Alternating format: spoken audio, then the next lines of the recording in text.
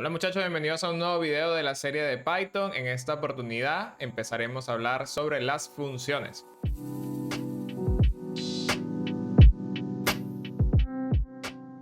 Bien, en esta sección empezamos a hablar de las funciones y específicamente de las funciones como objetos. Las funciones en Python son tratadas como objetos, o sea, no es diferente a una variable, a una lista, o un string, lo que sea, es un objeto más. Todas las funciones en Python son llamadas first class functions, o sea, todas son funciones de primera clase. Bien, ¿de dónde sale este concepto? Esto no es más que una abreviación de la expresión funciones como objetos de primera clase. Functions as first object class. Sí, creo que está bien así. Pero bueno, entonces ahora el concepto real que interesaría aquí es saber qué es un first class object o qué es un objeto de primera clase. Esto es un concepto general de los lenguajes de programación, no solo de Python. Hay varios lenguajes que comparten este concepto. Básicamente, para que un objeto en un lenguaje de programación sea de primera clase, tiene que cumplir 4 requisitos. El primero es que tiene que poder ser creado en runtime o ser creado en runtime. El segundo puede ser asignado a una variable, ¿verdad? Básicamente es eso.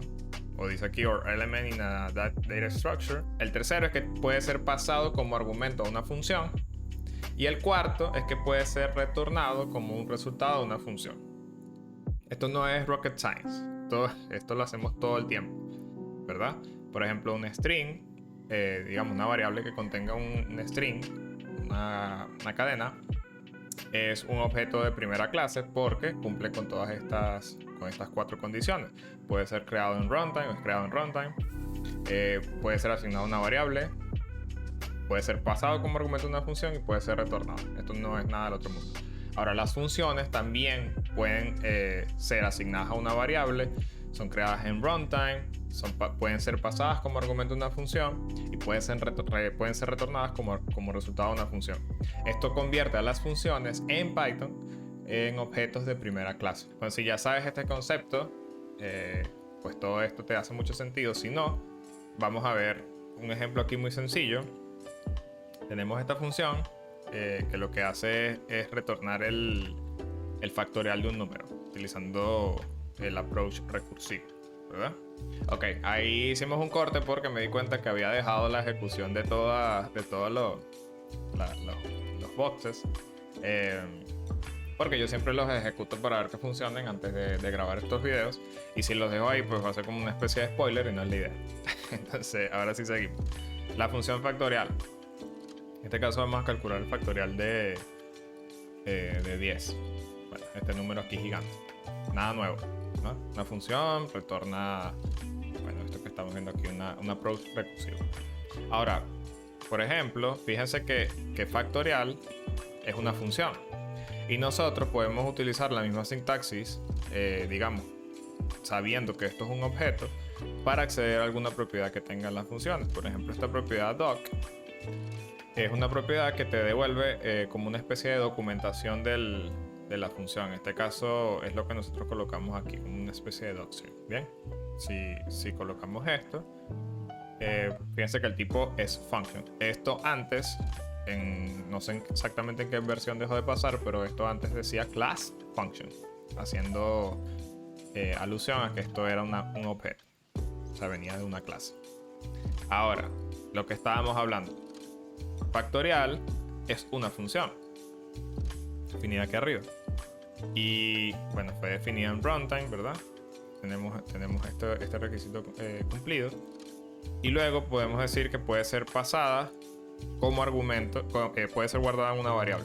Y efectivamente se puede guardar en una variable. Si chequeamos fact, vemos que efectivamente es una función y en específico es la función factorial. Entonces check, y podemos efectivamente llamar la función factorial a través de la variable, ya que la tenemos asignada. Y fíjense que se puede. Ahora, los últimos 2 checks en la lista de los 4 que vimos aquí, una función puede ser pasada como un argumento a otra función y que pueda ser retornada por una función, es lo que se conoce como high order functions, ¿verdad? O sea, una función de alto orden, traduciendo un high order function, es una función que recibe un parámetro. Puede ser una de estas dos cosas. Puede que reciba como parámetro una función o puede que retorne una función. Cualquiera de esas dos cosas convierten a una función en un high order function. Y casualmente son dos requisitos también para que un objeto para que una función sea first class object. Bien, ejemplo de un high order function es la función map. La función map, en este caso, por ejemplo, está tomando como primer argumento factorial. Como segundo argumento, un range, una lista, una secuencia. Ahora, map va a aplicar la función factorial a cada uno de los elementos que están en el range. Y por lo tanto, puede recibir como argumento una función, que en este caso le estamos pasando factorial. De hecho, si comprobamos esto, vemos que efectivamente, bueno, aquí podemos ver que efectivamente funciona. Entonces, map es un high order function. Y otro ejemplo de un high order function es, por ejemplo, la función sort. Fíjense que la función sort, esto ya lo vimos antes, tiene un argumento que es opcional, que se llama key, que te permite decirle a esta función de ordenamiento, digamos, con qué índice se va a basar ella para realizar el ordenamiento. Este argumento key recibe una función, o puede recibir una función. De hecho, creo que siempre recibe funciones. Entonces, en este caso, nosotros le pasamos len, ¿verdad? Y él va a realizar el ordenamiento por el tamaño del string. O sea, va a aplicar len a cada uno de estos. En este caso, no incluimos aquí el caso en el que se retorna una función, pero teniendo la confianza de que las funciones son first class objects en Python, sabemos que es posible hacer esto. Entonces podemos hacer la prueba aquí mismo. Vamos a hacer una función que retorne un saludo. ¿Ok? Y vamos a hacer esta otra función que se va a llamar greeting. Y aquí vamos a retornar hello. Entonces, si nosotros retornamos greeting, efectivamente se retorna hello. Por lo tanto, yo podría hacer algo loquísimo como esto, ¿verdad? Pero lo que normalmente se hace es que esto se guarda en una variable y luego es la variable la que es ejecutada.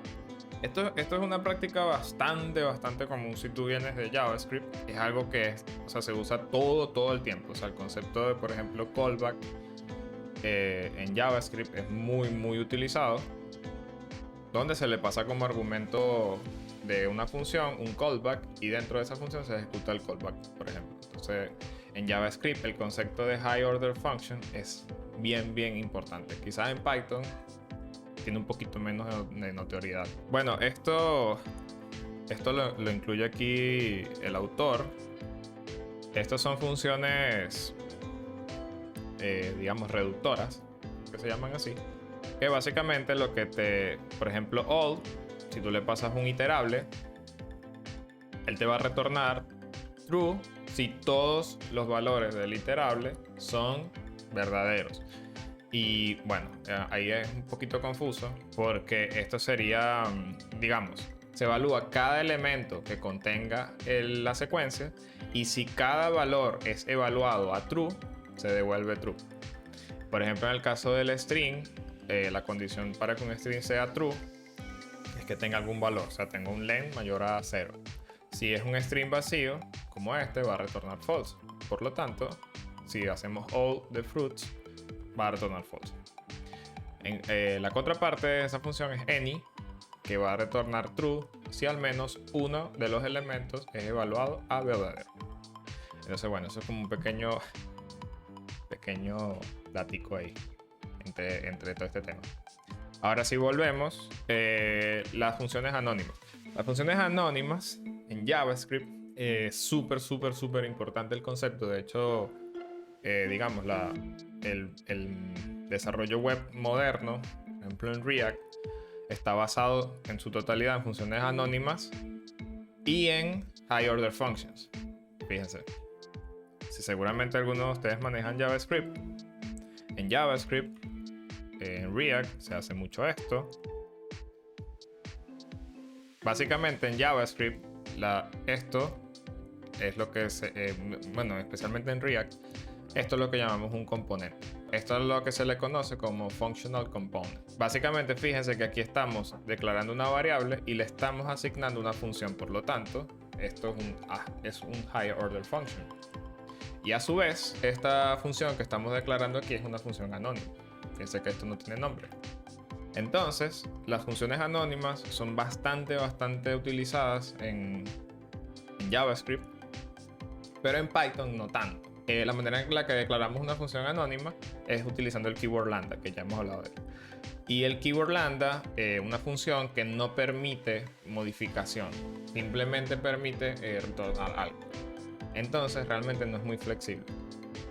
Simplemente una función lambda sirve para, o sea, recibe un argumento y hace algún tipo de procesamiento sobre ese argumento. Puede hacer un slide, puede retornar ese valor sumado a cierto valor, etcétera, pero no puede hacer modificaciones dentro. No puede hacer asignaciones, no puede hacer nada. Entonces, digamos, es una herramienta que existe, pero que no es muy utilizada. Ahora viene esta parte que es bien interesante. Los objetos llamables, sería la traducción. Callable Objects. Ahora, ¿qué es un Callable Object? Pues es un objeto que tú puedes llamar. Llamar, programación, pues significa decirle que se ejecute. Y la manera en la que nosotros lo hacemos normalmente es poniéndole unos paréntesis, como cuando llamas a una función, cuando llamas a una clase, bueno, muchos ejemplos, un método de una clase, es hacer la invocación de la ejecución. Entonces, existen 7 objetos que pueden ser llamados o son callable en Python. El primero y el más sencillo pues son las funciones definidas por el usuario que se definen con def. No creo que a este punto a alguien le quede alguna duda sobre eso. La segunda son los built-in functions, como por ejemplo len. Puedes llamar a len, paréntesis. Los built-in methods, por ejemplo, el método get, que está dentro de la clase dict. Bueno, sí, es un método de una clase, pero que la clase es built-in. Los métodos, que son funciones dentro de una clase, eso ya es bien sabido.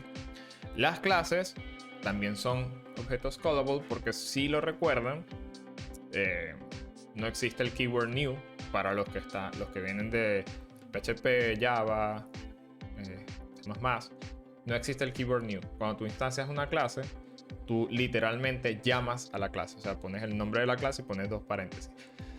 Si se fijan, estás llamando a la clase. Y lo que tú estás haciendo en ese momento es llamar, o lo que se está haciendo es llamar al dunder method new. Y el dunder new es el que va a hacer la creación de la clase. Entonces, fíjense qué interesante es.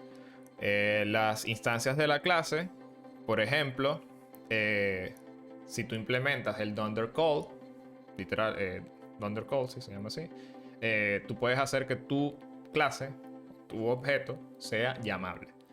No es lo mismo de lo de arriba, porque lo de arriba estamos hablando en el momento en el que se instancia, y el de abajo estamos hablando que ya una vez instanciada la clase, ya se convierte en objeto, tú puedes llamar ese objeto como si fuese una función.